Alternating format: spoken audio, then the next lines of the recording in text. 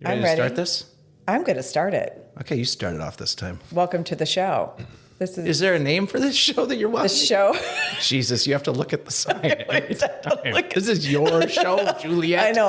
I always have to look at the show because I always say the second Here. part right. Welcome to What About This Idea?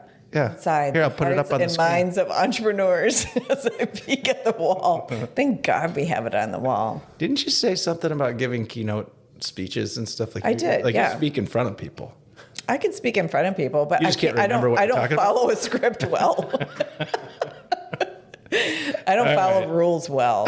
But welcome. Welcome to to What About This Idea? Ooh, we did it at the same time. Oh, That's cool. what about this idea? It's a new. It's a good show. It's a great show. It's we get inside the hearts and minds of entrepreneurs. How do you do it without looking at I the know, wall? I know, It's I can do amazing. it. You're Today, and I did this a couple of times, I'm doing it again though, we've got Zack Stevens of Cloudburst. So we're going to go right into, we don't need to do any more banter. We've done it. We've bantered. Okay. Well, you we've tell me. bantered our first few listeners. I wasn't off sure right off our the show. banter cup was full, but if you say so. Maybe you know better. I don't know. Look at though. Let me just check. It looks like I see numbers moving here. Okay. And I think You got that looks buttons good. pushed. I see a few numbers ticking down there. It looks good. You are really rocking at this job. Thanks. I think I got I this. think you do. So hello, Zach. Hello. Welcome. Thank you. Great to be here. Cloudburst. Is it? It is. Is it though? How do you know for Are sure? we sure? Yeah, so far so good. So far, so good. Good. I'm optimistic. Yeah, good. Well, that's I was sort of good. born optimistic, which is weird because then you're Yeah. like, He is. I was don't know, going- the building's burning down, but I think we can handle it. That's exactly what he is. So this afternoon, I had a meeting with a life coach. Like I have a coach. I've never had a life coach before, and I have a life do you coach. have a life? Right. I do. I have a life and a coach. I know Help me this with life that coach, life. too. So he's like, "What do you need a life coach for? You're great. Look at you. You're fine."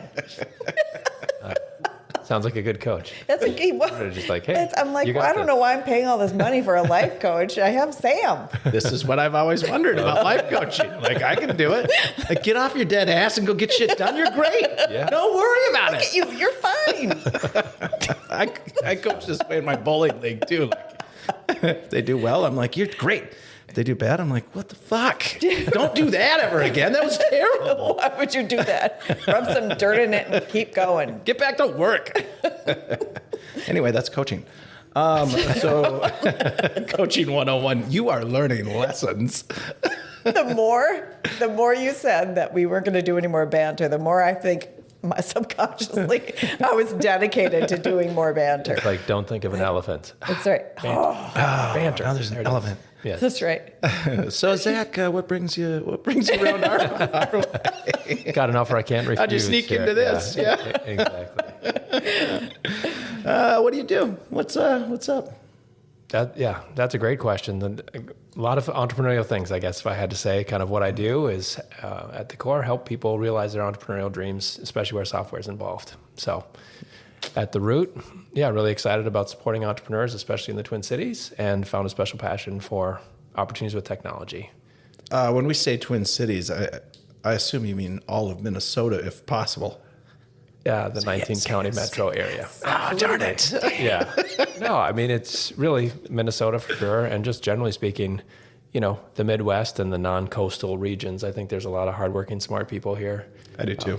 And excited about kind of the visions that they bring and the work ethic and the vision that they have and the chance for success, really, that exists here. So I'm excited to talk to you, but I'm curious about the name Cloudburst. Where did it come from? Did this come from an exhaustive branding exercise with many I wouldn't brains? say, most things aren't exhaustive. They're just kind of, you think about what is the spirit of what you're trying to do. And I think Cloudburst really kind of came about that potential that exists within the cloud and what can come from it. And can we be a part of helping translate from potential into action? So really that Cloudburst of like, it's all there, it's in the cloud. How can we translate that into action and rain and results. Oh, I love that. I was thinking like cloudburst, like. Yeah, I'm wondering if there's like a meteorological term. I think I said it right the second time. Ooh, close.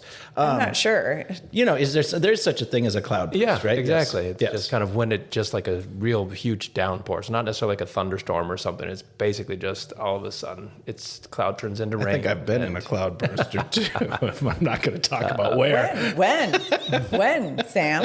I can't Never. imagine. I can't imagine there any time that you'd be out in the wilderness in a canoe with kids. near a cloud that was bursting. There you have Us, it. yes. So yeah, that was really kind of the genesis of it as we were thinking what would be a good name for this company that's really all about getting started and taking action and translating that potential into. But this was really born out of you being an entrepreneur, right? Yeah. And being successful at being an entrepreneur and selling companies and Would you realizing agree with that statement? Yeah, there's a lot of layers to that statement, I guess I would say. But really, I mean, Cloudburst is born out of my own experience. Yeah. As a non-technical founder, it sounds like we have a lot in common, Okay. in terms of building technology and kind of wanted to take the next level entrepreneurship of the possibilities for impact and leverage and wealth creation that comes from software, whereas a lot of my earlier career experience was in more, traditional entrepreneurial ventures. So, Like what? I mean, because we have had this ongoing conversation about like the nuances of the different ways that you can look at entrepreneurialism, right? And one of those, the big one that we think of here in America is always like, I started businesses. But there's a lot of other ways to be entrepreneurial. But it sounds like your early days, you did start businesses. Yeah. Yeah. I mean, the first one really was in high school when I was selling candy to my classmates. And I found, in talking with other entrepreneurs, there's a number of folks for whom that was kind of an early thing where you bring in some candy for yourself and all of a sudden somebody else wants to buy some. And you're like, sure, I'll bring more. I'll sell some to you. So for me, it wasn't more, how could I start a business in high school? It was the opportunity to bring some snacks into the classroom. And then people started asking like, hey, can I get one of those? Do you have those? And things kind of grew from there. Yeah, we had a friend on a couple of shows back, Kate, I believe, right? Am I got the right name? Yeah, I think I'm crap with names. Yes, you are. We know but this. I'm worse. So Yeah, well, Yeah. Then don't trust either of us. But Okay, Joe. phallic candles. Well, that was her. Instead of candy, it was phallic. she sold The gateway. honest to God, that was it. And it's funny. It's just reminiscent. I completely forgot about the phallic candles, but that's exactly. And then she got in trouble, of course. But she made quite a business before she got in trouble. But it's funny because I feel like that should be. And I wonder when you talk to the entrepreneurs that you coach, I feel like that should be the question. Like, were you an entrepreneur in high school? And It's got to be one of them. Almost. gotta be, right? Yeah. Did Like, you it's been exhibit happening for a while. entrepreneurial thinking? Like, were you different? Yeah. Were you weird and you weird. couldn't figure out why you were weird, but all your friends were like, dude's You're got candy, or she's got phallic candles. Like something's different. Yeah. Yeah. 'Cause not everyone's doing that. Yeah. The other kid's eating all the candy. Right. So, but you were selling it. I was selling it. Yeah, it worked out. Like I also got shut down. Did you? I was gonna say. that was the kind of thing where really candy sales are meant for band club or French. That's right. Things like that. And so when they asked me like, so what are you selling this candy for? And I just said myself. They just said no. That won't cut it. And at that point, I wasn't going to try to run a underground candy business, but I got a couple good years out of it. Made a lot of friends, and learned a lot. Really, honestly. And no, I mean, we wouldn't delve into this deeper if I didn't think if we didn't think it was actually important. There's some lessons in there. Like you're doing something, it's going pretty well, and then the man comes along and says, "No, you can't sell candy here like that anymore." That happens in adult businessing as well, where you might get shut down. You don't really even know that you've run afoul of something. Exactly. Yeah. You didn't end up in prison. That often happens. Did not happen. Adult entrepreneurial. You end up in prison. We want to get to those people too. No, you never did? Never ended up in prison. Damn. Oh. We're going to find one. Or someday. Okay. Yeah. Someday someone will come in here Yeah. There's with a story tattoo there. on their face. A little tear. Drop or down, and I heart mom. But they'll be highly successful entrepreneurs and we'll be like, I thought I needed to meet you. Right. Yeah. Have you been in prison? Did you sell candy in high school? It's kind of those qualifiers. Exactly. Or phallic candles. So there's That one's I think that's a pretty narrow margin of people who did that. Okay, well, it's a thing. We'll see. It could come up again. She got in trouble. She was selling it in high school. Yeah, could come up again. So let's talk a little bit about some of the people that you've inspired. So if you were to put your finger on the ones that are going to be successful, and you must do this, right? You must talk to entrepreneurs all day. Like, I used to do that when I used to teach. I like this line of questioning. Yeah, I used to do that. We sometimes would have bets. And sorry to all my previous students if you're listening to this, but I'm sure you're not. But I used to be able to, as they came in the room, and say A, B, C. Like it would be like I would know. Sounds pretty judgy. I know, right? Yeah. I know, right? Like stereotyping. But typecasting. I don't know. Judging. It was pretty accurate, right? It was pretty accurate. And so, but I, of course, did not give them those grades. Mm-hmm. I graded them on their actual work and performance, as a professor should. Mm-hmm. But you get to do that, right? I'm sure you do it. It's like, this seems like a C. What are you looking for? Yeah, I think that's definitely something I've learned over time. I think my initial inclination is to believe everybody can do anything if they just put their mind to it, and you want to keep that optimism and possibility. And I think one of the strengths is that, how might we try to take that approach? Like, okay, this is what you're trying to do. How might we do that? But over time, I think key things that I've identified really are just how much of a burning kind of like desire does someone have to do this? How much have they done already? Like, have they taken it as far as maybe they can, and now they're looking for help? Or is it just kind of an idea that they had and they're looking for someone else to take it further? So really someone who is willing to ask for help, but also take it as far as they can. Without it, I think goes a long way. I think kind of being really attached to the problem or the person that you're trying to help rather than just making a buck or it's all about me and my idea. I think entrepreneurship is very personal, especially when you put your name on a product or you invest your life and a lot of time into building something.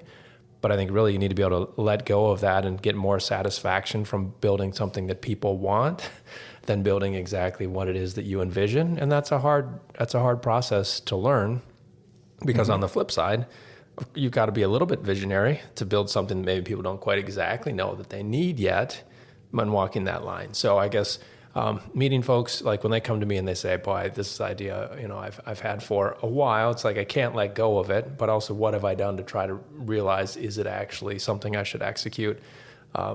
So those are some of the kind of key things for me, I guess, is what are you actually doing with what you already have? And what's kind of keep you motivated to know that letting go of the ego and learning is a huge part of the process. Do you find that most people come in without any knowledge of about what the market wants in their product, or are they usually coming from somewhere that has taught them what that is? Yeah, by the time they get to or something. No, they usually have a reason. A lot of time it's a personal experience. I had this happen in my family or in my job, or I've used these other tools and they're not good enough for these reasons, those types of things. Sometimes it's kind of the brand new opportunity, that I think this should exist and it doesn't exist yet, but usually driven out of personal experience. Yeah. One way or another.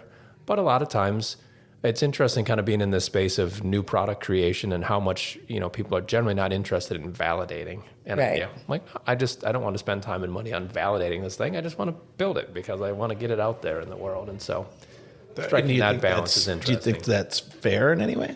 Yeah. Just sort of curious? Yeah. Curiosity, yeah.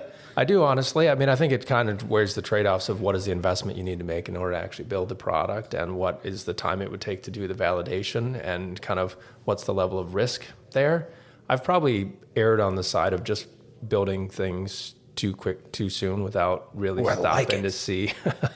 That's my style. Yeah. And I think it's just your style is more the opposite, correct? Is more like, let's validate this concept. I do. I do. Well, I'm a little of both, but I think that I've learned to be more spontaneous in creating businesses, in that like you said, like this thing has been eating at me, or I have been saying I'm going to do something about this for a long time, and then the opportunity comes to do something about it.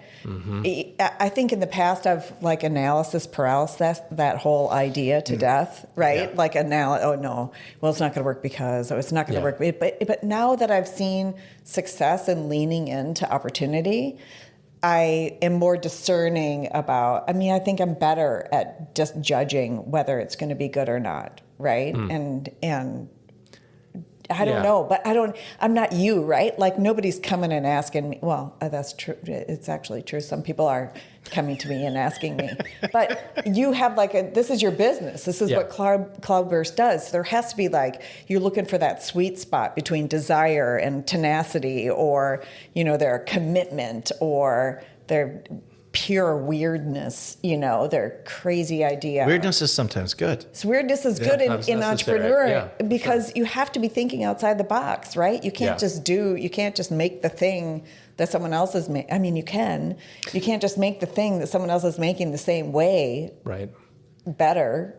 Yeah. And I think kind of to your point, getting started changes things. Like you can't predict the future. There's lots of modeling and things that you can do, but once you're in motion, even just clients that we've worked with where once they have software, once the thing they've been talking about for a while becomes more of a real thing, it changes how they interact with people. It creates some opportunities and conversations, and you start learning and connecting in ways that help move you toward, I think, ultimately what success might look like for you. So I think there's really power in getting started.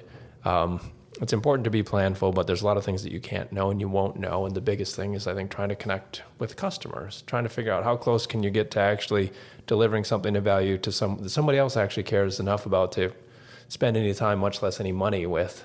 And that's a vulnerable spot to be, because it's facing rejection of people don't care about this in the same way they want it. It's going to be harder than I thought it was going to be. And it's important, I think, to get there sooner than later.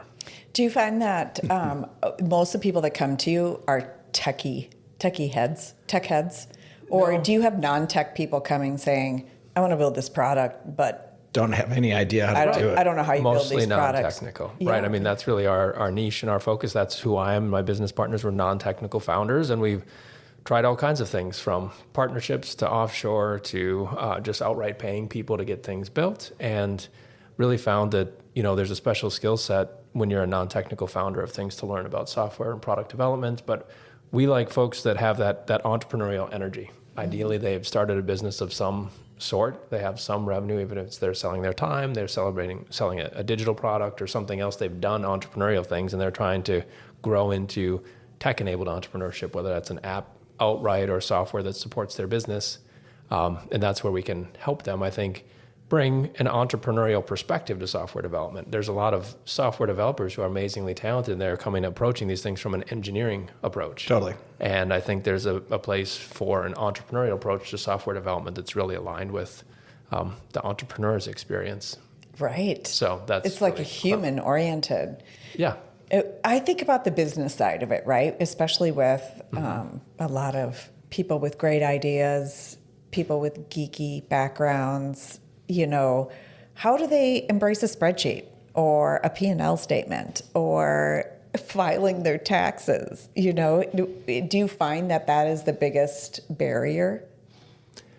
Yeah, that's not why people get into it, certainly. That's not. Great, I can have more paperwork and more things to file, and January 31st is right around the corner. All those things that you need to start to think about when it becomes a business. But I guess we don't tend to get so much into that level of it. Certainly there's general performance, thoughts about business models, but I think it's that kind of combination of evolving the business model along with the product to understand where are we creating value, what are the different ways that we might be able to sell this product, the different pricing models, or if it's supported by services, or how that might work. So it's fun to have those conversations, but most of our clients are really just interested, they've had this thing existing in their head probably for some time. They just want to see it in the world, and they want to de-risk that path from the idea to seeing if it can actually be a thing. And so we kind of try to help them. Do you have an idea? Do you have a product? Do you have a business?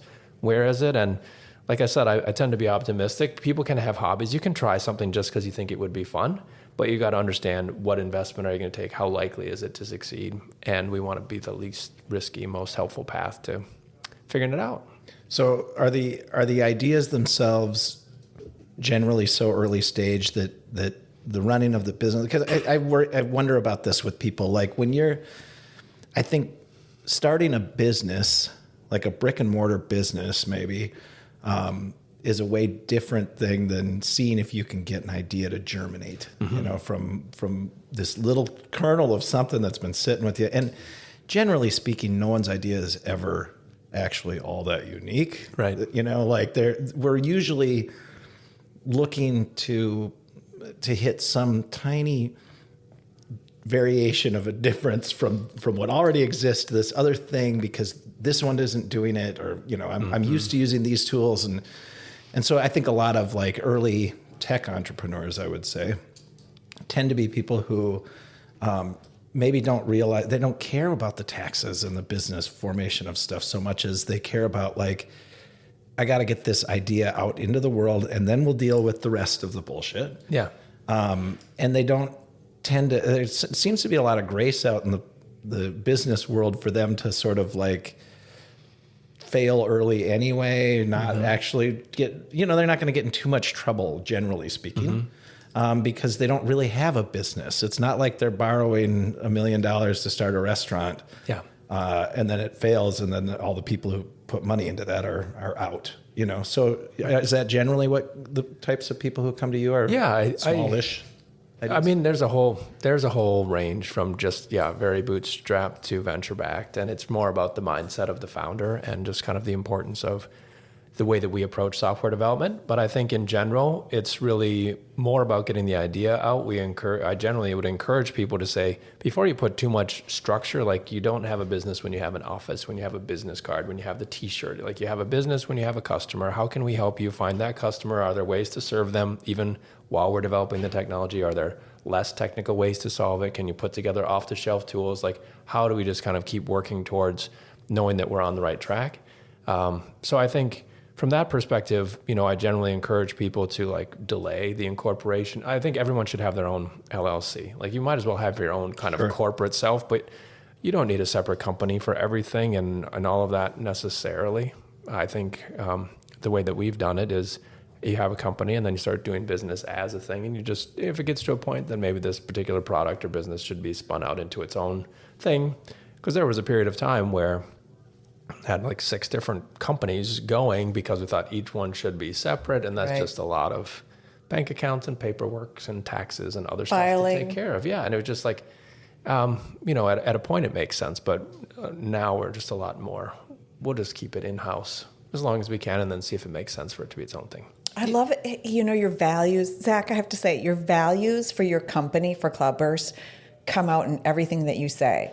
And Zach and I talked a little bit a week ago or so, and it came out in that sense too. And it was like, your value of helping people come out in every story you tell, in every approach you take, and that you're always looking to help them. So, like we say, we have been those entrepreneurs that have fumbled and falled and realized that we have to love a P&L statement the same as we love the thing we're doing. No. But so we didn't have someone there, but I can think of 20 ideas I had that are still super viable, that if I had known someone like you was available to sort of kind of hold my hand, right? We'll ease you into this part that you hate, or, let's see if it's viable. Or just even shorten the learning path, ideally. When I think about all of the different things that we've learned and the processes and tools that we've used and the approaches to just solve the same problems, I think that's one of the ways that we can help reduce the cost in terms of time and money that it takes for people to learn about how to build software as a non-technical founder really is. Otherwise, you just got to go out there and figure it all out. Oh, it's a jungle. I mean, it's filled with. It's a really wet jungle. It's filled with sharks. I knew you were going to. Lions, and I mean, it's filled with all sorts of critters that are. It's not. It's just a difficult landscape to manage because tech specifically is so abstract in a certain way. For those who don't do tech, it's like what made this work? When I push this button over here, well, it's a lot of coding. Yeah. And some computer parts that make the things do what they're supposed to do. But we don't really know what those languages are. It's like a foreign thing, right? So it gets tricky. And I've been to enough like 1 million cups and different little pitch events, and you see people and there's like, if the barriers are as much as they have been for me, like a middle-aged white dude, imagine I see these people whose backgrounds are different, whose advantages haven't been what mine have had, and I think like, man, how can you even dream to get something built because you're going to get taken advantage of, or it's just a really, really tough world. So it's great to know that there are people out there finding ways to help people get started. And thanks. And it really does come from that experience as a founder of figuring out how to do it and making a lot of mistakes myself along the way on the product side, on raising money, on letting people down, and having that experience, and just trying to be honest and candid with people, but also really with that pro founder perspective of like, let's do the most we can with what you have, because if you can get investment, as soon as you do have investment, that changes the dynamic. And there are great investors out there, and there are also people that take advantage of early stage founders and do things for equity when people don't really know, and all of a sudden, as the founder, you're kind of on the hook. I wondered about that, because so many of these young entrepreneurs, first thing they think of with their idea is, who's going to fund this? Right. Who can I get to fund this? Yeah, right. And it's sort of this new thing. I mean, I come from a little bit longer ago than some of those youngins. And, I always think, I still feel guilty if I use credit, right? Like my parents paid cash for all of that they did. And there's a little bit, to me, a bootstrap. Like I always want to bootstrap it. Like, how do I bootstrap this? Like, even if it takes me a year to save that money, I'm going to bootstrap this. But in some instances, especially with software development, bootstrapping is not always a viable option. Because it's expensive. It's expensive. It's confusing. But our professor that we had on talked about, if I remembered names, I'd know who it was. Anyway, terrible. My name is Zack Steven. I know. You're not a professor, right? No, exactly. Okay. Just for future reference. You know who I'm talking about? I do know who you're talking about. I'm not putting you on the spot. You are putting me on the spot. Anyway, we had a professor on, and I just remember him. He was a really nice guy and a good interview. And I should have a list of the names, but it's terrible. Anyway, he said something about as he built businesses, and he would talk to his students about this, like, if you can bootstrap by getting a product, you don't even have to have the product out sometimes to sell the product before you've built the product. But if your pipeline to getting some money to build the company is through revenue, it can help you out a lot. And I think a lot of younger entrepreneurs, they do get into it, and it's a narrative pushed by TV and magazines and stuff too. Like if you're reading TechCrunch, like these people who came up with an idea and then immediately someone gave them $10 million or something. And maybe it didn't happen immediately, but according to the story, it sounds like they did. And sort of the I would say get quick rich nature of it, which doesn't, in my experience, I don't think that really exists very much out there at all. It's almost never the case. Yeah, but it is sometimes the case, and those are the stories that get the big. It's possible. I guess that's one of the reasons when I thought for myself to move into technology from some of the other stuff that I was doing is it's possible with technology. It's not like has it happened with you? Did you get rich quick? Get rich slow, hopefully. Yeah, you've gotten rich like slow. It's more about what are the reasons for doing what you're doing, and certainly opportunities. That's a good question to make. Yeah. Well, I'm curious. Like, what about some of the entrepreneurs that you've have you supported? Have you had exits? someone to get rich? You're getting rich quick. You're gonna get it. Yep. You know how I know when it's wine time?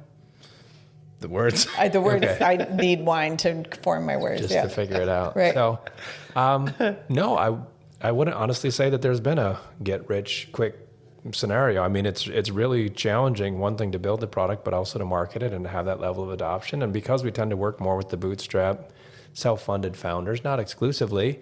It's just kind of that patient growth, see that you're on the right trajectory. And I guess my hope is that as they preserve more optionality and more equity and ownership and control, that they are in a spot to actually earn more over time.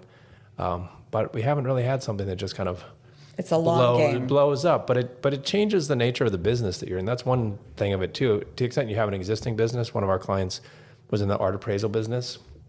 And if all of a sudden you're not just doing art appraisals, but you've built software that helps make that process more efficient, now your company has more value. So there are things like that beyond just the app or something itself. Right.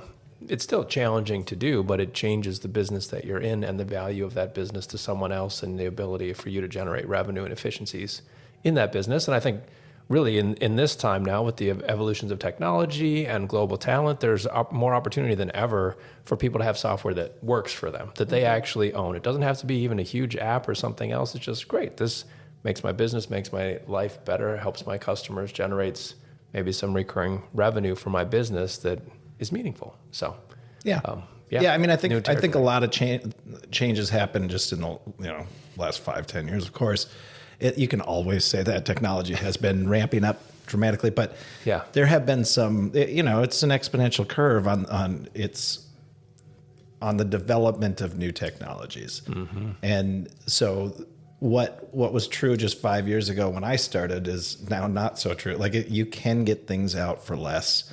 You can try out ideas, and the whole get rich quick thing. I think the cautionary tale there is don't. It's foolhardy to think that you're going to come up with something and get it out there and become rich overnight. Anyway, yes, of course, occasionally, very very rarely it happens, and then they'll make a movie about you, and that's all great. But in my lifetime, I have seen more people who have. I think one of the benefits of like starting a tech-based business is I've seen more people start from almost zero and go to something that looks a heck of a lot better over time than it would have if they had just stayed in a job. Though I would say most people are going to be better off in the job anyway. It's like that's the slower. If you're risk averse, if you're not going to be passionate about it, if you're not willing to live uncomfortably for a while, then you don't get that potential reward.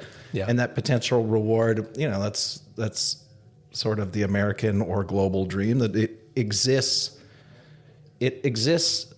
as a possibility if you start the idea growing. It's never a possibility if you don't. That's right. It's like buying a lottery ticket. We go buy lottery tickets. Well, I'm saying like you aren't going to win the lottery unless you buy a ticket. Now there's a small chance you'll win. That's but right. You won't win at all if you don't buy a ticket. Well, and I'm not endorsing. I know you're not. But they say the same thing about love. They say the same thing about anything. Who's they? I would say that's the people with the fancy words that write stuff down. I don't know. I think so anyway. They? No, there's old sayings about all of these things, and the key point is if you think it's also true that people regret what they didn't do. This is on your deathbed. This is the thing that you regret the most is the thing that you thought about doing forever, and then you never did it, and that's there is room in the world for people to try and bring their software ideas to life. That's great. That's what I'm saying. And to your point, one of the video snippets that resonates with me is an American Idol audition from some years ago now, where this woman basically just said, I don't want to die with this song inside of me. I just want the chance to sing it. Maybe nobody will like it. Maybe I won't get the record deal, but I can't die with this song inside me. And like, I think to that extent of like this idea of the app, like, why shouldn't I have the chance I should at least get the chance to put it out there. And so if we can help people navigate that path, it's complicated. It can be expensive, but if you want to do it, can we help, create that path? I think we got to take our little break, but I think if you're willing to go down that path, and we can talk more about this when we come back, but you also have to be willing to maybe hear from people like, no, this isn't going to work out. Yeah, right. Like this is pitchy. This isn't the greatest idea. You're a little pitchy. That's right. Simon Cowell might be like, stay the fuck out of singing. Well, it was a good attempt. Bravery. Yes. but don't do it. Stop doing it. Do something else. No, that is hard. Well, I would very much like to, when we come back, I want some good dirt, some stories. Like, I want to hear some stories. I think that it would advise me just to hear a story, like a good story, or a story where somebody really like you can make up the names, scrape their name, make up their names, make up the product, whatever it is. But it's those stories that are really powerful to inspire us. Like, I'm looking for inspiration. I have an idea, by the way. Do you know what the show is called? Our what particular about this show? idea? Yeah. What I have an idea. What about this idea? Yeah. Do you get it? What about Juliet's ideas? What about my idea? What about... Whoa, we've renamed it. What about Juliet's idea? Okay, no. All right. Okay. Okay, no. Okay, But when we yeah, come back, if you could, like, even if you have to disguise names, even the stories of falling and making mistakes are probably more powerful than the success, because there may have been ways that people averted those craziness is, but more so the falling down and picking up are really important, because if anybody is thinking about being entrepreneurial, being an internal entrepreneurial person, they have to see that people fell and got back up, and what that really meant, and when people gave up, and maybe that was okay, and maybe when they didn't, or maybe when they decided this idea just needs to be a little lifestyle idea. Sure. I'm not going to take over the world with this thing. So I'd love to hear some stories. Okay. Yeah. Sounds good. You willing to do that? Yeah, absolutely. All right. I figured he was. We got stories. He's got it. He's got it. He's got it. It out. I just haven't seen that part of it. That's great. That's great. You just called our guest a terrible person. I did. Yeah. I did not. That's what the second half is all about. That's right. This is Seems too good to be true. Yeah, we act like it's a cakewalk on the first half, Right. and then all of a sudden, Really bring it in. All right, Zach. We're jumping right in. We are jumping right Everybody in. knows who we are. I've got the old, what about this idea? Inside the hearts and minds of entrepreneurs with Zack Stevens from Cloudburst. Steven, not Stevens. Thank you. Yep. Fixed it. All right. We got you back in. We do have, if you look up in the top corner, I'm going to point with the, ready? All right. Oh. I got to do this. It's backwards. Yep. Oh. What do you want me to do? I feel Nothing. Okay. Somewhere right up above the avalanche. You're doing it. Not really. Somewhere right up I over see there what you're doing. is our first wall art from a guest. Oh, lovely. It says, really tiny. I know. He's getting his 3D printer out to print us. We've come up with this notion, and I think it's a really good one, because we're not going to be in here forever. We're going to outgrow this space as our success builds. Mm-hmm. I did learn how to say entrepreneur in French, remember? I do remember that. And I'm still not sure you're saying it right. From a real Frenchman. That's basically the way he said it. I know. I get it. Yeah. But we've decided that our guests can bring us gifts, which is not really what we're after, but what it is if they're like, if you had a Cloudburst thing that can go on the wall and the videos behind it, it would be really fun to have like the entire wall filled, covered with our guests' businesses. Like mementos. Cool. Well, now he put a sticker on it. Now I'm imagining it looks like a computer, but I think it should be a little. He's going to get us something real. Yeah, he's going to get us something real, and he's doing it on the 3D printer. I think we can leave it open to interpretation, like whatever you want to maybe put there. I'm not. This is your. We're not trying to get free crap. I think it's an opportunity to have some fun with it. So I'm trying to get free crap. Come on, Sam. So free wall. But coverage. if that's what happens, if we'll take free that chance. Crap comes along, that's okay. But wouldn't that be fun though, to have the place decked out in? Well, we're in this lovely space, Twin Ignition here. Yep. Oh, we do have to do thank a little them. shout out, thanking them sponsors. for being a little bit of a sponsor, It's a a great space. sponsor. We love the space. But while we were on break, I saw a lovely piece of art that might be a perfect Cloudburst art. Oh yeah, I would say We could put your logo, stick your logo right on that thing. Oh no! Put it up on the wall. You got to keep it as is. Oh. It's just an abstract piece of Cloudburst art out in the. Not even abstract. It's a cloud. Yeah. Clearly. It was There's right. nothing abstract All art is about a it. little bit abstract to me, but whatever. Yeah. Yeah, just to be fair, that the art in Twin Ignition is for sale. Just saying. Okay. Just saying. We're Noted. not commissioned or anything. Oh, don't take it, though. Okay. It's really nice. I think they'll put up another one. They take it because the artists need Oh, to I'm get sorry. paid The for artists their need work. to get paid, but Yeah. I really like the art. It's really nice here. Well, just reminds me of a story. Maybe I mentioned I have an art degree in college. That was my undergrad Did he mention that? major. He At some mentioned it point, to maybe me when we spoke previously. I don't remember it. Just as you wanted. Art Didn't degree even from know where? that coming in. So Grinnell College. Oh, great. No, that's not even still a liberal like a arts shitty one. college. That's a good one. So, It's not even like a shitty one.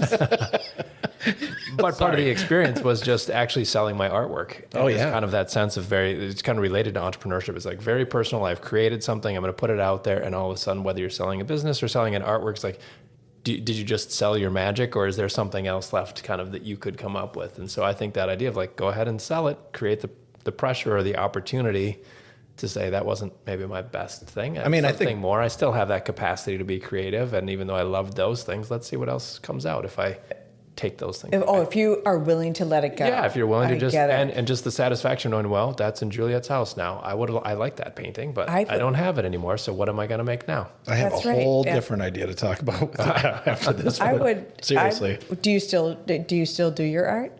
No, I wouldn't. So I kind of say, entrepreneurship is my art. I kind of got into the design of organizations, and now products has kind of scratched that itch a bit, I would say. But I'm more kind of coming back into actually making art. That would approach, be I would fun. say, at this I think point. Seth. We should do that. We should have an art making. I think Yeah. Seth's sort of in the same boat. Seth Yeah, I Peter. can see that. He's got an artistic background, For sure.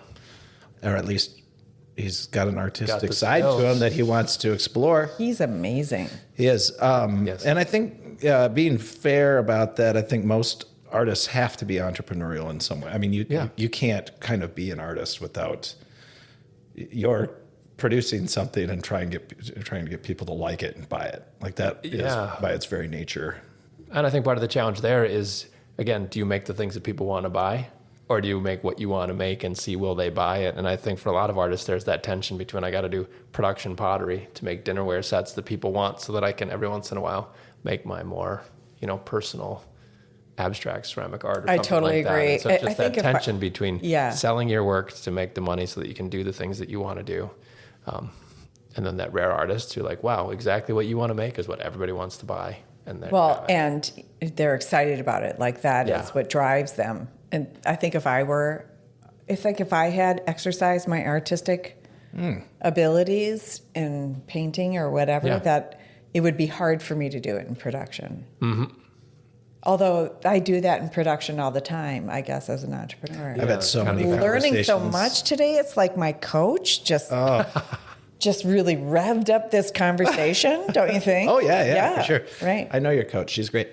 I've had so many conversations over the years with people who make art for a living and people who are deep into art, and just like, I mean, I think even there's a lot of creativity that goes into all of the things we do, though. That is, in and of its in its own way, a sort of artistic endeavor, but not the same as making fine art. And it's just it's a weird intersection. But it's I always creative. wondered that, like, what constitutes a craft, and what constitutes art? Mm-hmm. Like, where is that line drawn? Is it drawn by I feel like it's always drawn by the artist, like the true artist. Like artists, there's some pretentiousness on that side of it, though, right? Like, I'm a craftsman. When I do my tile work, like, honestly, I do it at a higher level than most other tile setters, certain parts of it.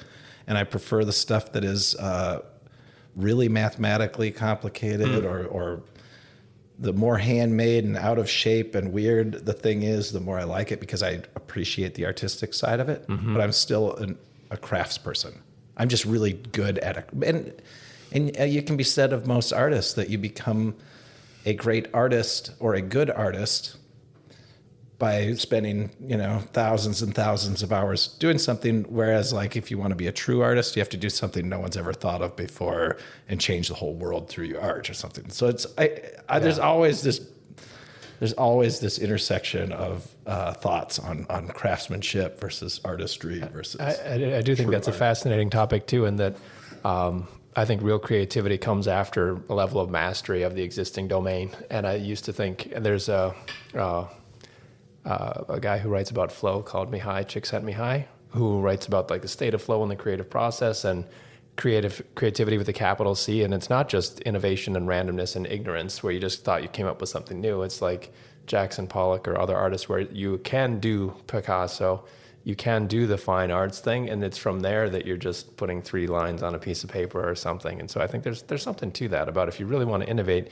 it comes from a deep knowledge of what already exists, and it's more patient approach and intentional. I would say, just awareness, not just, hey, isn't this new and novel? It's just kind of that dedication to, I think it's a lot of craft. I mean, one of our slogans at Cloudburst is hone your craft, love your life, like kind of that development of those capabilities from our own internal team perspective. Yeah. So yeah, that's very cool. Never understood the difference because I would personally maintain if you ever like spend any time around a really, really good mechanic, and things have changed because now you plug things in. But anyway, a really, really good mechanic, after thousands and thousands of hours of being around cars, a person can drive the car and they're like, it's this and that, it's the alternator and it's got this thing on the other side there that's broken. That's an artistry in a certain way. It is. But they're not going to be given credit for being an artist, but their medium is those vehicles. Yeah. And, they'll a little bit on the like Zen and the art of motorcycle maintenance sort of side of things where people get into the mysticism kind of maintaining an old motorcycle or something. But the mechanic is not going to get the credit for it most of the time. Did you read that book? Yeah, I'm sure I did when I was in college. I have that book. Did I? I have No, that I book. did. I didn't particularly like it, actually. Did you read it? Yeah, I did. Oh. I do remember reading it. I thought it was a little pretentious, if I'm being Did you? honest. Yeah. I liked Fear and Loathing in Las Vegas and a bunch of other stuff from Hunter S. Thompson Moore. It's just who I am. But anyway. Yeah. Yeah. Well, yeah, fascinating, I think, intersection of art and entrepreneurship and really just kind of these creative endeavors. I think entrepreneurs are artists. Anyway, I feel like it's like I always do this, like a Venn diagram, right? Like this like intense creativity, this craft, this intention to the way that you do this craft that will propel your business. And then it is this idea of being able to learn everything that supports that, right? And embrace everything that, like it's somewhere in that, like you're not all business and trying to sell. Yeah. You're not all creative and trying to, there's this book, I think I mentioned this last time. So it's embarrassing if I have, but it's like Power and Love. Did I mention that last time? I think who knows? But it's this Venn diagram between you can't be all power and you can't be all love, or you can't be all artistic and you can't be all business. It's like the Venn diagram between that. Yeah, but I mean, but if you talk to the wrong people in business, so let's say I think this is pertinent to entrepreneurial stuff, right? If you talk to, like if you go and get a business degree, that's one thing. That's not an entrepreneurship lesson necessarily. Right. There are a lot of probably really fantastic business leaders who are they themselves not entrepreneurial, really. Yes. And those people tend to, I would say, see things through a certain lens, and they tend to sort of be the crusher of dreams of entrepreneurs because they're like, you can't do that. This is the way business is done. You're trying to innovate. Innovation is not a thing that we have a team inside our company that does that very carefully. It takes a very long time. You can't just go out and do that. And then the entrepreneur's like hell, I can't. Yeah. I'm not going to sit here for 20 years and wait for you to get your shit together. I'm going to go do something. And that's just sort of, I'm not saying they're bad or one's good, one's bad. It's just entrepreneurs definitely run into this. I think they veer toward artistry in the sense that they're like, I've got to be creative enough to get this thing moving.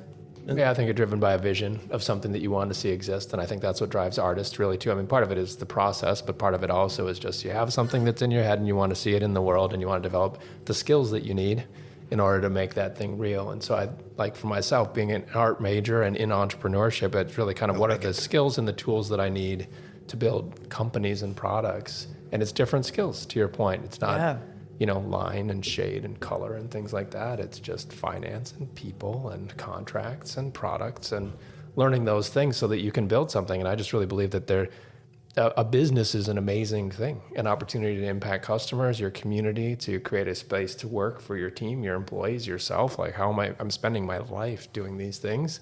And as long as you're, within the laws and figure out how to make it be sustainable, there aren't that many things you can't do. Or you can't, well, we've said outsource, but one of the things is, where do you go, right? Like, where's the source of truth in who's the marketing company that, I mean, like I've done a lot of consultants in marketing or whatever it is, like, it seems like I'm starting over every single time. Like, okay, let's go through your vision and let's go through and like, okay, I sent that to you, so can we not revamp that? Like, I need some execution here. It's everybody wants to do some strategy. I think I gave you a hard time for that a little bit early on, didn't I? You gave me shit about the VTO. Like I wanted to do an EOS. The EOS. Vision Traction Organizer. Yeah, I know that I wanted to do at least a vision. I don't mind that stuff. I think that's a good exercise. I just think that you can workshop the shit out of things until they're dead. I wasn't workshopping. And you didn't. To be fair, you jumped right in. You talk to someone who's smarter than me, and you're like, I get the social thing. I get it. Like I did. I got the product. I got your product intensely. Yeah, for a minute. And our product. Yeah. No, but I mean, I think that's important. I do think that's. So we're a show about entrepreneurship, right? That's our thing. I think. I guess. Well, I think we're more of a show about bullshitting. What about this idea? No, it is a show about entrepreneurship, but I remember I went to a Million Cups thing years ago. It was the first one I went to, and we were pitching our idea, and you walk out of those things and everyone's like, "Oh man, that's great." I really like your idea. And they sit and talk to you for a little, and then nothing ever happens. No one ever gives you any money or helps you or does anything.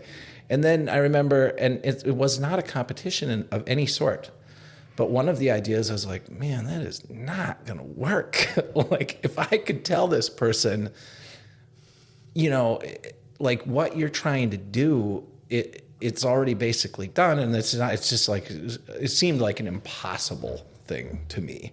And maybe I'm wrong and I wouldn't want to crush your dreams, but I walk out thinking from my perspective that my idea is super good. and I get all this feedback from people. Your idea is super good. Awesome. This is such a good pitch. You did great. Yep. They walk out and they're like, oh, everyone's such a good idea. So we both walk away from the same thing, thinking the same thing.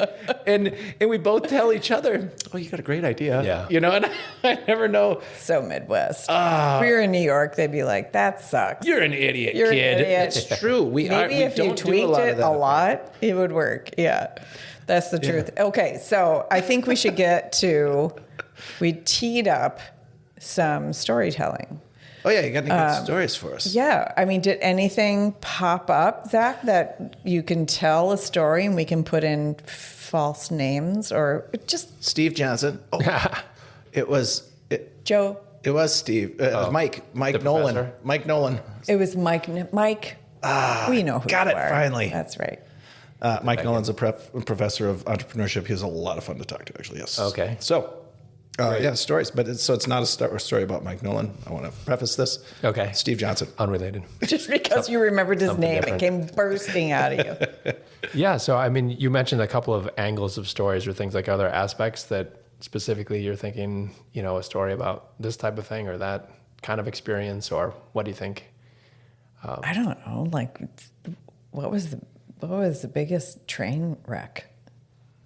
You have any of your own train wrecks? Did you do some things that you're He's like, no, shit, I should have seen I'm that. perfect in every way. I have never made a mistake. No, I mean, I think that's part of what's gotten me to here, and the kind of the desire to help other people is just my own experience with things, I guess. And so, maybe just to speak a little bit about kind of how I got started, and my background was entrepreneurial. I was in the family cabinet business after college, doing design and manufacturing of custom cabinets, and kind of really enjoying being in that business and thinking that I can see myself being in this business as the next generation and everything else. And over time, as I worked in that business, I started to become interested not just in the design of objects, but design of organizations and bringing products to market. And so, my initial background was not in technology, not even directly in entrepreneurship, but working in other organizations, working in finance, learning about sales, kind of different pieces like that. And it really was about 2008 or so 15 years ago, that I had my first software product idea. And that really came out of my own personal desire to help build community and connect to small businesses and people in the community. We were talking about social network mapping earlier, but it's kind of about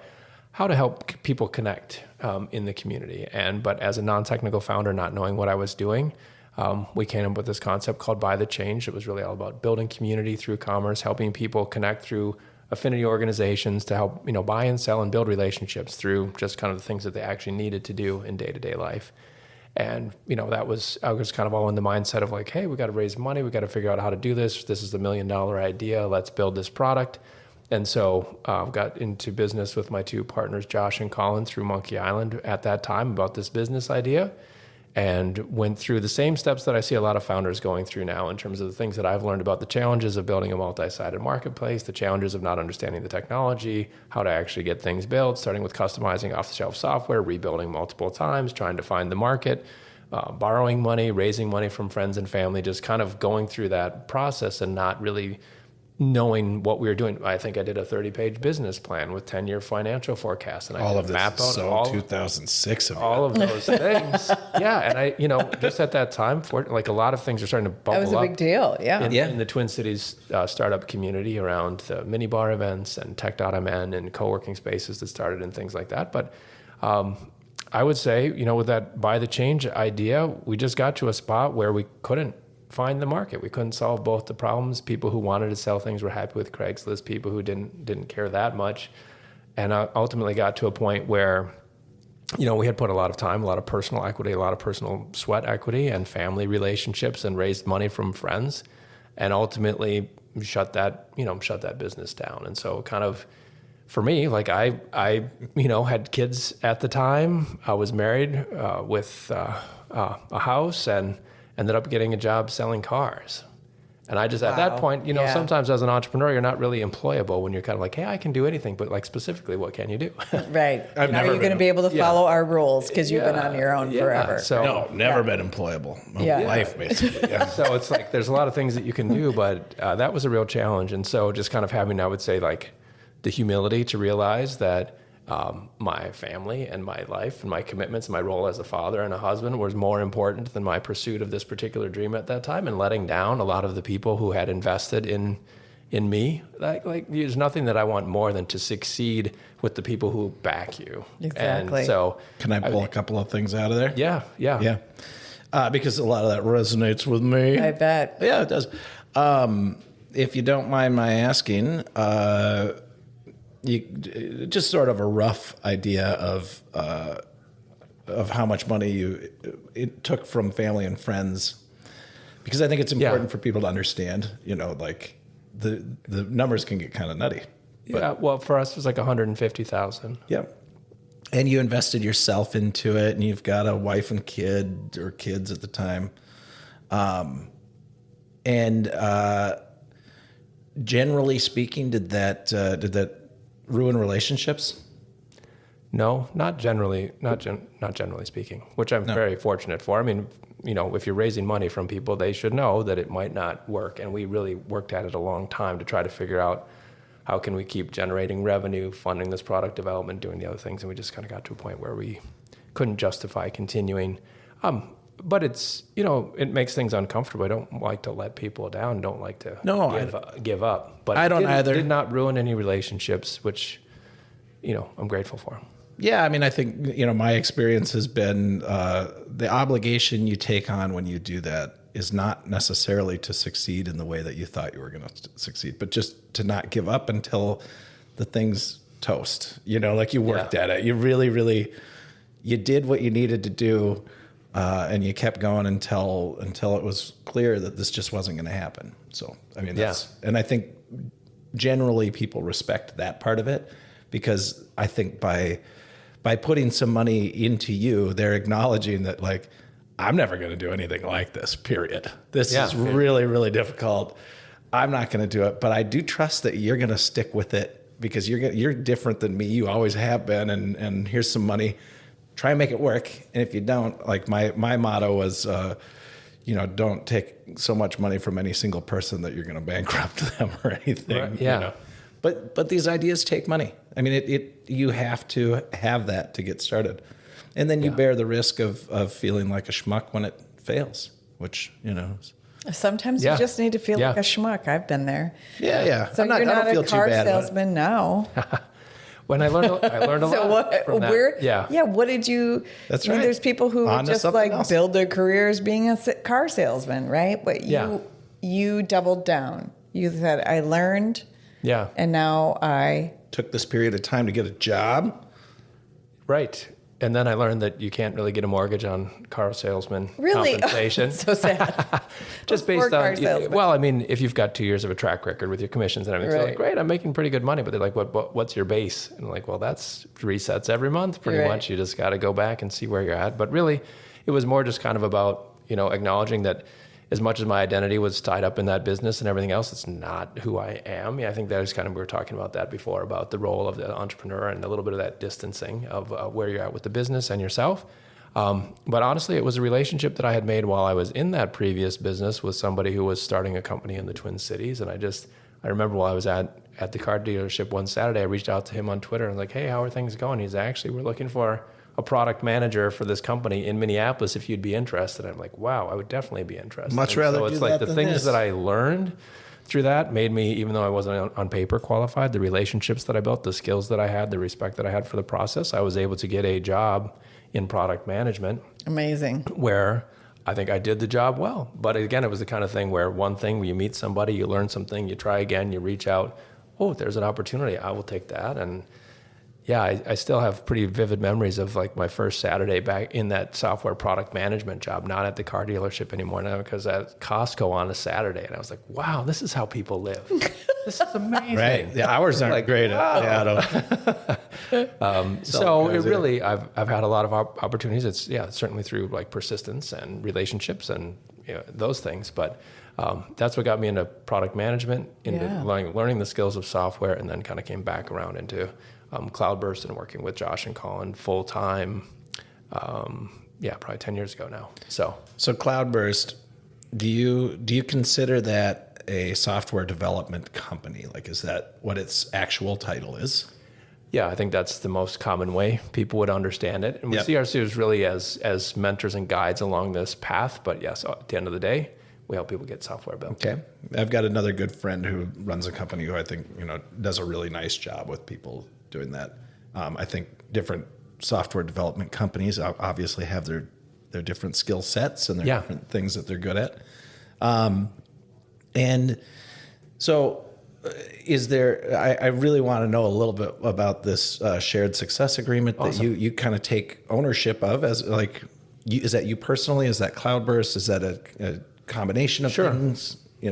Yeah, the shared success agreement is an agreement that I drafted. It's an open source agreement basically that allows people to contribute time or money into companies for a share of future revenue. So it's an opportunity for founders to receive funding or to negotiate with the service provider. And it kind of originated back when we were getting some apps built even after the Buy the Change product didn't work out, where we had the idea of like, hey, we'll pay you lower than your normal hourly rate, but we'll pay you a share of the revenue that we get from this product. And that was probably our biggest success of that product, where you'll pay the developer. Okay, so in this case, I was not the developer. I was the non-technical founder. We had a certain amount of money. We knew it was going to take more than that to get the product built. We weren't looking to get equity partnerships or other types of things. And we just said, we can pay you this much now, and we'll pay you twice or some multiple on that in the future, but it's going to come from revenue of the product that we've sold once we build it. And so that was agreeable to the developer. So we were able to get the product built. And he was able to earn more than what he would have in the moment for taking that risk with us. But then we satisfied that obligation of like, we paid him up to a certain multiple of what he would have earned. And once that was done, we still had the ownership of the product and we kept all of the revenue from there. And so, So a lot of non-technical founders might come into a place like yours and like I can imagine myself a few years ago. I understand a lot of what you just said, a lot of the language behind it, but not all of it. Sure. If I'm being fair, I don't come from a finance side, but like it sounds to me like it's a little bit of a modified safe in a certain way, or there's an aspect of it that is anyway. And then also sort of like, because here's the friction. The friction is I'm a person who has an idea and I need the thing built. Yeah. You're the developer. I don't have the money to pay you. Right. When you start getting into those equity exchanges, it's really not that beneficial for the developers generally, because the company's probably not going to make it anyway. Right. And this is a way to sort of get into an arrangement that maybe works a little bit better for both parties, is what you're saying. Yeah, trying to have a standardized agreement, because otherwise you can put a lot of energy into what structure could this look like. And certainly when I talk to other founders or people come to Cloudburst and they're saying, how much will it cost to get this built so I can go raise money to do it? And my thought is, why not cut out the middle person? If we can invest the time to get done what you need, can we have that upside? But I don't, based on my past experience of what it means to have equity partners, both as the founder side and the investor side, I wanted to not have equity relationships, because once you start selling equity, that kind of puts you on a trajectory of like, well, what's the next funding milestone? When are you going to sell this whole company? What's the liquidity event? And I think for a lot of folks, it's too early to make those kind of decisions, and they may just want to build a great business that works for them. And so I'm a big fan of businesses that grow slowly, take longer to build than you think, but you bootstrap them, and you own it, and you're not playing that game of well, we didn't see that explosive growth, so it's dead. That doesn't seem right to me. Yeah, that's a lot of businesses. I think that's not the right model. The venture model or the kind of those other kind of classic startup funding models aren't right. So with the shared success agreement, maybe to put it in simpler terms, if you need $50,000 worth of software development or marketing or legal or whatever the skills are, if we said, okay, we'll take $25,000 in the cash payment right now, and $25,000 we'll take a bet on you. But for that risk, we want to be able to earn 3 times that $25,000. So we want to be able to earn up to $75,000 for that. But if you have no revenue, we get no money. This is from revenue going forward. So we would like to earn 10% of the revenue from your product until we get $75,000 back. So that means I love it. Once you have $750,000 in revenue from your new app idea, we will have made our $75,000, and then we're good. So the terms are variable, the multiples and the percentages, and it just has to be an agreement among the parties. But that's the gist of it is. I mean, it sounds like going to a bookie or a but the lord. bookie doesn't have limits. But who's reasonable. Who's like reasonable. Right. Yeah, who's like, look, I can front your whole operation. And I've got the cash taking 10% and the goods the rest to front of our it. lives. But let's make it reasonable. We're not going to come for your kneecaps. It is built off of kind of a similar model to that. You're fronting some portion of the development of the product. Yep. For a what could be viewed as a much higher rate, but not when you spread it out over time like that. That's just normal interest. That you're going to have to pay someone to borrow that money. Yeah, well, and you're paying it from revenue that you actually had, as opposed to I'm taking out a second mortgage on my home, or I'm borrowing from my 401k, or I'm using credit cards, or I just don't outright have the money. So we have people that sounds terribly fair, to be honest. Well, it is. I mean, it comes from your experience, right? It comes from how can you help people out so they don't have to do what you did, but you still help people out for a profit. I mean, you're making a business. The only way for you to be able to do this is to make some money, you and your partners. Right. You're not it's just not a nonprofit, right? I mean, you need to bring money into the company. Yeah. And it models what you want them to do too. Focus on revenue. Yes. Exactly. I have a question that like it. kind of changes the trajectory a little bit, because I think that a lot of startups are wondering about this. Like, what is the importance of marketing? You know, it's like those of us that might get sucked into a little bit of social media at night when we're trying to go to sleep and we can't sleep. I'm not talking about anyone specific here, but for a friend, get hit with a bunch of, you know, what I can only assume is very expensive ads or very expensive people who talk about their products on social media. And it seems like it works, right? It seems like it works. So I can see how people would get sucked into that sort of affiliate branding, sort of marketing, affiliate marketing. What's your feeling about that? Like, what's the equation, really? Do you have an idea or... I mean, it's super important to get connected to your customer one way or another. And one of the things we learned early on with Buy the Change was if you can learn things faster, that's great. Even if it's not sustainable, like maybe this advertising approach isn't sustainable indefinitely, but if you know, you can identify what is it going to cost us to get in front of this audience and how many of them are going to respond to which type of a message. Like you can learn things quickly, and that's really valuable. So I think most often we try to find as direct a path to the customer. Like most of the time, like our clients, they know people who can use this product. They're a part of a community that they're solving a problem for. And so we just try to encourage even just direct outreach, like even the directional indication of what's happening from the small sample of people that you get this in front of can give you some good confidence that there's something there. You don't need 1,000 people to know, do we have something? So I think it's really a balancing act, but it's really also nice to know, can we turn the dial on some marketing efforts that are actually going to drive more engagement? And we usually use that as a step, like, let's get more people in and see, do they actually subscribe? Do they actually care? Like there's all these paths towards activation of someone in a product. Like we've got to get on their radar. We've got to get them to sign up. We've got to get them to use the product. We've got to get them to stay. Can we get them to tell another friend? Is there any kind of a viral loop within the product? Because that's great if it has value to an individual, but even more value in a network. Exactly. So leveraging ad spend, I think, to test those things is great because of how you can learn, but really focusing on people who are already in that funnel and how can you help them have a good experience, and then how can you find more people like that. And how do really you valuable. decide? Because I probably get at least 4 messages a day online. I don't even sell a product. I sell a service, right? I get hundreds. Yeah. Ridiculous. It's ridiculous. Like, how do you discern? Like what messages for marketing opportunities? Like, Who can help you? Like, who do you trust?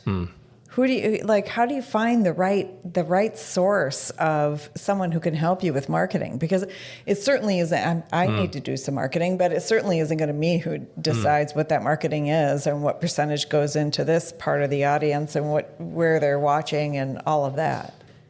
Yeah, that finding people you can trust in any kind of work is really like it's hard. The key thing. And how do you learn quickly enough? Are the results there? Is the value there? Is this someone that I should trust? I think, more often we've just tried to reach out through networks or relationships somehow to find people that we can work with. So I don't know kind of in the case of your particular product or your business, kind of what the options are, but I feel like more often than not, I've tried to delegate out marketing and it hasn't been successful. I agree. Because I've just been like, this would be great. This would be great. We're going to get it all figured out. And I'm like, no, I have to do it.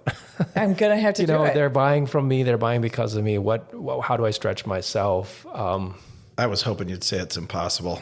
And all of those are scams. No, because I mean, it's so incredibly difficult, and people can spend so much money and not get really any results, but then you feel like you have to spend money. You can't not do that, or you're never going to get the results. And that's a really tough one. It's a chicken and egg thing. Like, I wish there was a source of truth. Oh, but look at the world these days. The truth is variable.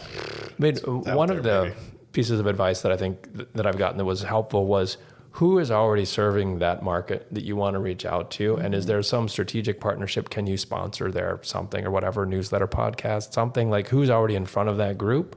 We've got a podcast. And then is there some kind of a synergy in a way that you don't have to recreate that?